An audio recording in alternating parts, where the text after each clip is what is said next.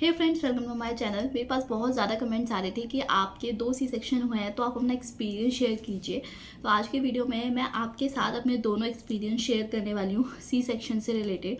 तो देखिए, जो मेरा फर्स्ट सी सेक्शन है वो 2021 में हुआ था और जो दूसरा सी सेक्शन है वो जस्ट 2 साल बाद 2023 में अभी मेरा नवंबर में हुआ है। एंड मतलब बहुत जल्दी था। ये भी एक मिथ होता है कि सी सेक्शन के बाद आप दूसरा बेबी के लिए थोड़ा आपको टाइम देना पड़ता है।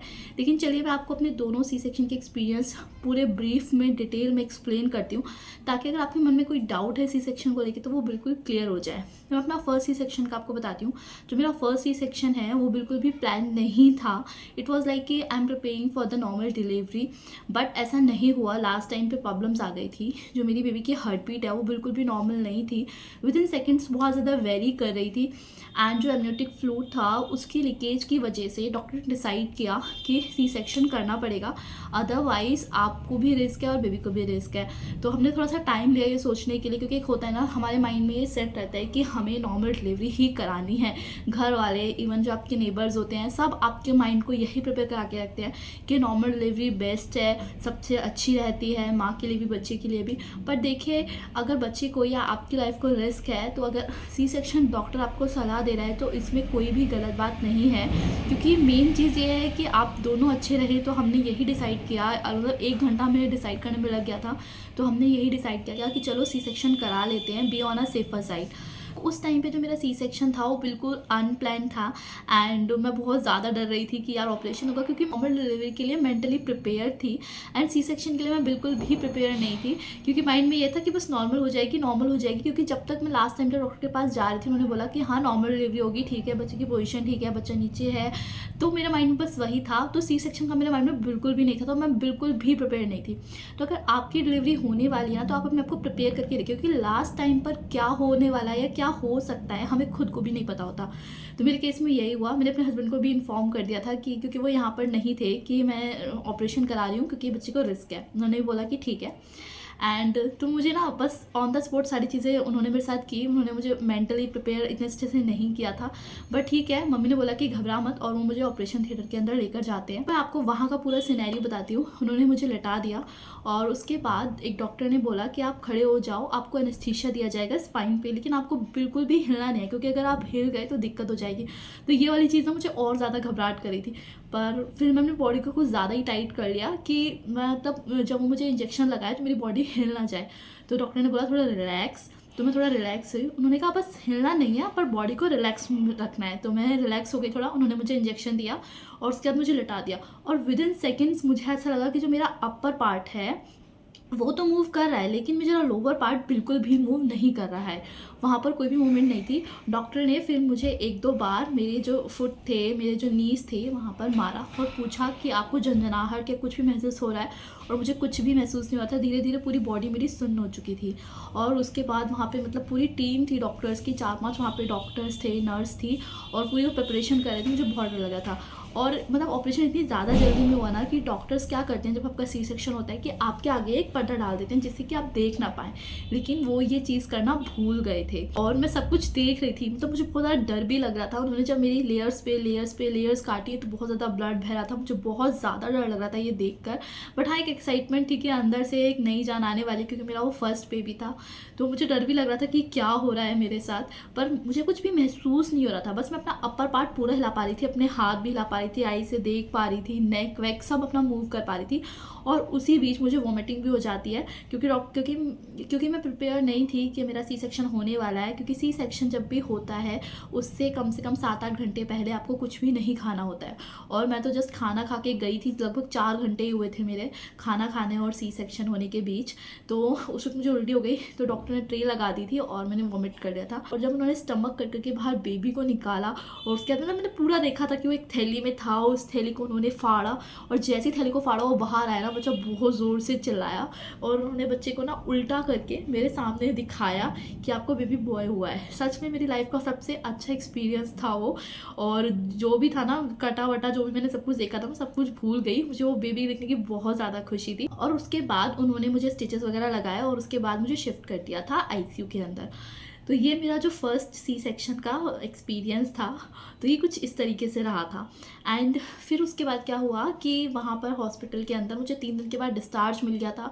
दूसरे दिन मुझे चला दिया गया था ताकि जल्दी से हील हो जाए, क्योंकि जितनी जल्दी आप चलते हैं सी सेक्शन के बाद उतनी जल्दी आपकी बॉडी हील हो जाती है। मॉर्निंग में मुझे चाय बिस्किट मिले थे, उसके बाद दिन में ब्रेड, मतलब हल्का खाना ही दिया जा रहा था and it was all okay. अच्छा मेरा एक्सपीरियंस रहा था फर्स्ट सी सेक्शन का।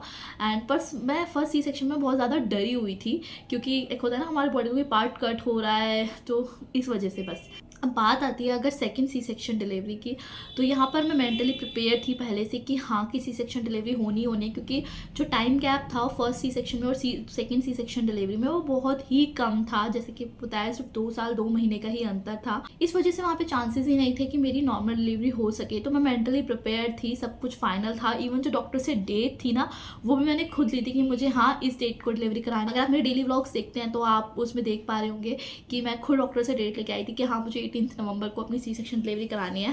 हालांकि सेकंड प्रेगनेंसी में मेरे बहुत ज़्यादा इश्यूज़ रहे, मेरे बेबी का वेट नहीं बढ़ रहा था और मुझे बहुत ज़्यादा वोमिटिंग, इवन गले से इतनी ज़्यादा वोमिटिंग हो रही थी कि ब्लड आ रहा था मुझे गले से, तो बहुत ज़्यादा कॉम्प्लिकेशंस रही।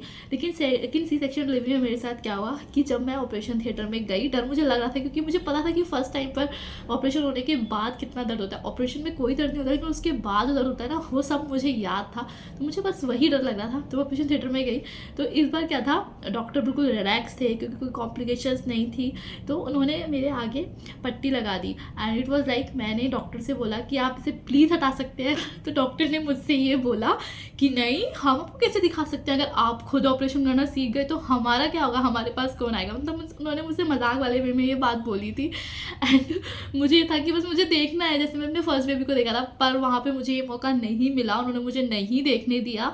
बट लकीली मेरे साथ क्या हुआ था कि जहाँ पर मैं लेटी हुई थी उसके बगल में इक्विपमेंट्स रखने के लिए ना उन्होंने जगह बना रखी थी, उसमें शीशा लगा हुआ था। तो उस शीशे में ना शेडो पड़ रही थी। इवन जो ऊपर वाली पार्ट था ना, वहाँ पे जो लाइट्स लगी हुई थी ना, उसमें भी शेडो पड़ रही थी। तो वहाँ पे मैं देख पाई थी, इतना क्लियर नहीं था लेकिन मुझे आइडिया लग रहा था कि इन्होंने अब इतनी इतनी ये लेयर्स काट दी हैं, बेबी बाहर आ गया है, थैली काट दी है। मतलब मुझे हल्का हल्का धुंधला धुंधला दिखाई दे रहा था, तो मैं थोड़ा बहुत देख पाई। और उसके बाद उन्होंने दिखाया, हालांकि मुझे बेबी गर्ल चाहिए थी, पर आप सभी को पता है कि जब उन्होंने दिखाया तो बेबी बॉय हुआ था इस बार भी। तो ठीक है, क्या कर सकते हैं। एंड और इस बार भी ऐसा ही हुआ, जैसे उन्होंने मुझे बेबी को दिखाया वैसे ही तुरंत उसको ले गए थे NICU में, क्योंकि यहाँ पर 2 घंटे के लिए बच्चे को रखा जाता है, चाहे बेबी हेल्थी हुआ है चाहे ना हुआ हो। पर हाँ, मेरा बेबी का वेट बढ़ गया था। मैंने प्रोटीन पाउडर अपनी डाइट में ऐड किया था, सेशे पाउडर्स वगैरह जो मुझे डॉक्टर्स ने दिए थे वो सब। तो उसके अकॉर्डिंग मेरा बेबी 2 kg 400 ग्राम्स का हुआ था, जो कि एक आइडल वेट माना जाता है, अच्छा वेट माना जाता है। और उसके बाद पहले सी सेक्शन डिलीवरी की तरह मुझे सेकेंड टाइम भी ICU वार्ड में शिफ्ट कर दिया गया। तो यहाँ पर मेरी दिक्कतें थोड़ी ज़्यादा थी, क्योंकि फर्स्ट सी सेक्शन में ना मुझे कोई गैस की कोई प्रॉब्लम नहीं हुई थी, सब कुछ ईजिली हो रहा था क्योंकि बॉडी एकदम अच्छी थी। लेकिन यहाँ सेकेंड टाइम में मुझे थोड़ा दिक्कत झेलनी पड़ी, क्योंकि गैस की प्रॉब्लम हो रही थी और वो गैस का दर्द वो स्टिचेस के ऊपर ना बहुत ज़्यादा प्रेशर दे रहा था, मुझे बहुत ज़्यादा दर्द हो रहा था। तो इस बार मतलब इतना ज़्यादा दर्द हो रहा था कि मेरी चेस्ट भी पेन करने लग गई थी एंड डॉक्टर्स मुझे बहुत ज़्यादा हार्ड दवाइयाँ दे रहे थे ताकि ना हो, लेकिन फिर भी कुछ नहीं हो रहा था उन दवाई से। इवन इतना ज़्यादा पेन हो रहा था कि मैं बोल भी नहीं पा रही थी। लोगों के फ़ोन आ रहे थे मुझे कॉन्ग्रेचुलेशंस कहने के लिए, लेकिन मैं किसी का भी रिप्लाई नहीं कर पाती क्योंकि मेरे मुँह से ना आवाज़ ही नहीं निकलती, मैं बहुत ज़्यादा पेन में थी। तो मुझे 3 दिन तक ना, मतलब मैं आपसे बता रही हूँ, मुझे फर्स्ट सी सेक्शन से ज़्यादा यहाँ पर पेन हुआ, पर उसमें कुछ भी नहीं कर सकते, तो बॉडी है। सेकेंड सी सेक्शन डिलीवरी के बाद जब मैं घर पर आई तो घर पर मुझे थोड़ी डिफ़िकल्टीज़ फेस करनी पड़ी, क्योंकि मेरी बॉडी उतनी ज़्यादा अच्छी नहीं थी जितनी पहली सी सेक्शन में थी। लेकिन ठीक है, अभी मैं बिल्कुल हेल्थी हूँ। अभी मेरी डिलीवरी को 3 मंथ्स होने वाले हैं, मतलब 7-8 दिन बाद 3 मंथ्स हो जाएंगे।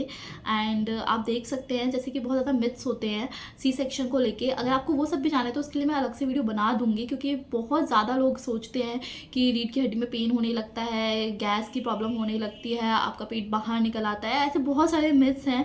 अगर आप इनके बारे में जानना चाहते हैं तो मुझे कमेंट बॉक्स में लिख सकते हैं, मैं उसके लिए अलग से स्पेशल वीडियो बना दूंगी। अगर वीडियो अच्छी लगी तो लाइक करना और चैनल को सब्सक्राइब करना ना भूलें। मिलेंगे हमारी एक और नेक्स्ट वीडियो में। Bye bye.